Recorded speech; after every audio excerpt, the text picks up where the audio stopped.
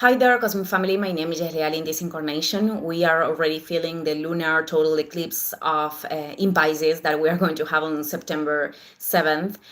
In some places is September 8th. In short, I'm going to talk about this event because it is super active and we feel it with anticipation in comparison with, the common full moons. And from now, it is already challenging us because Pisces is the energy that is going to get dark. To trust in our intuitions about the path, even if we are not seeing them, completely in the world of forms, which doesn't mean that we have to live in a fantasy where life is going to do everything for us and we don't have to dispose certain steps in the practicality of the matter. But today that we are plenty going through this moon in Scorpio, that Venus in Leo is still in this opposition with Pluto retrograde in Aquarius. Yesterday I focused this pretty much in topics linked with relationships, but you can apply those experiences to whatever situation you could be feeling that it is creating tension, or that they are generating the illusion that our desires of the soul are being blocked. And it is important to clarify that it is possible that a situation right now cannot be changed, or that certain ways of moving forward towards those desires of the soul are actually dying. Even some people are discovering that certain circles or certain relationships they had are not being part of the process anymore, or they cannot be part of the process anymore. Also forms of creating or generating resources that are draining their energy. And it is precisely all of this what offers a filter so we can really connect with desires of the heart. Because if we look at those situations with the only perception that life never responds as I want, basically that is going to generate the sensation of lack of power, which is one of the polarities of Pluto. And Pluto in Aquarius is inviting us to recognize the power of transforming ourselves with consciousness, to know how to function in a community and transform a collective reality.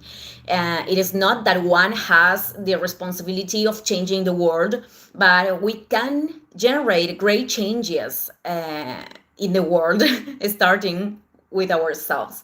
And this I am mentioning because Venus in Leo, even though the other day I was saying, it is showing us the importance of listening to ourselves, of learning to love ourselves through choices, of recognizing what we can cultivate in us to offer to the other people in its shadows that with Pluto are able to be exposed. Could be this very selfish focus, as anything works for me, everything is against me, all the things that I want I cannot be, this kind of perceptions. And yeah, we are experimenting our lives from our center, and if we don't cultivate a loving relationship with ourselves, we cannot extend that love towards the outside. Even for the people that believe that they love more, they love the people on the outside because they give too much. Well, actually, that is kind of a bad treatment for themselves, and that ends up being reflected. So giving love to themselves and giving love to others and seeing that in the world is to learn to create a life that even could have its challenges.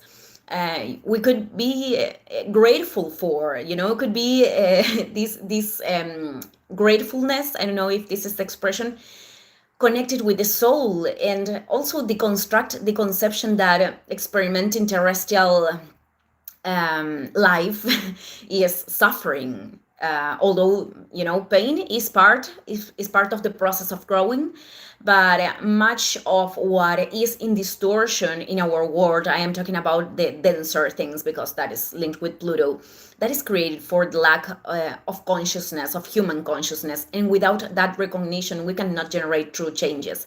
But what I was trying to say with all of this is that self-love with Venus in Leo is traduced in loyalty to ourselves, to our soul, in the practice could mean, to let go of spaces and people that are not accompanying us in an evolutionary way, or that, dealing with other people rejecting our choices because they don't fit in their constructions, familiar or cultural constructions.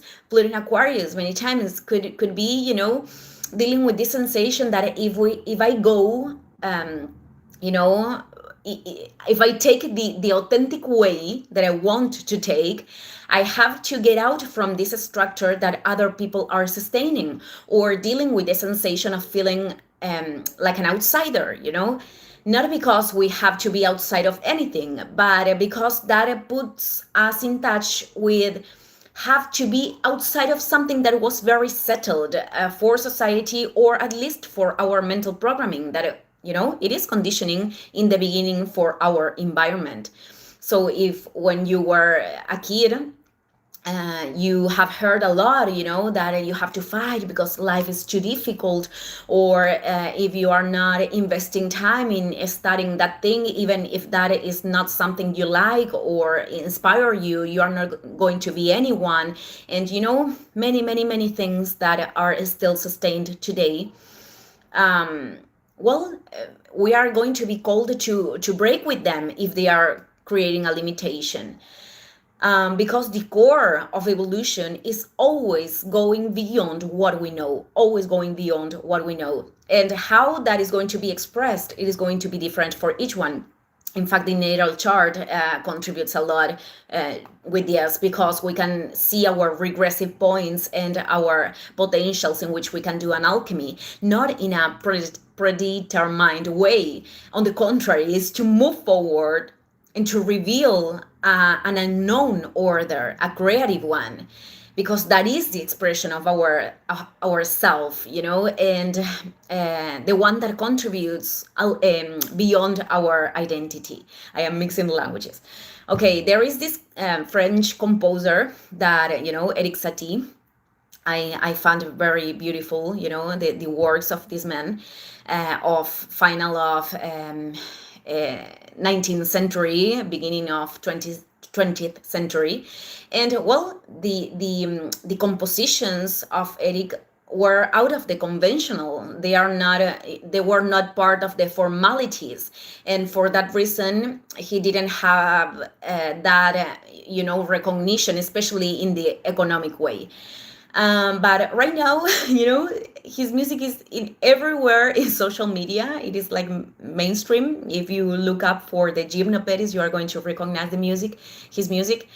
But I think, well, again, his legacy, as many other people, transcended his identity and the time that he experimented here on Earth. As Eric Satie, because we don't know if he is reincarnated. But beyond that, I think that man continued to compose because that was what his soul came here to do. And Venus, which is the regent of Libra, is seeking balance. And that balance is going to take different ways while, Venus transits in each sign. And here in Leo, it is calling us to find that balance in that what we really want to invest our energy, and we want to express ourselves, even if not everybody is accepting or understanding that. Thank you, everyone. See you in the next video.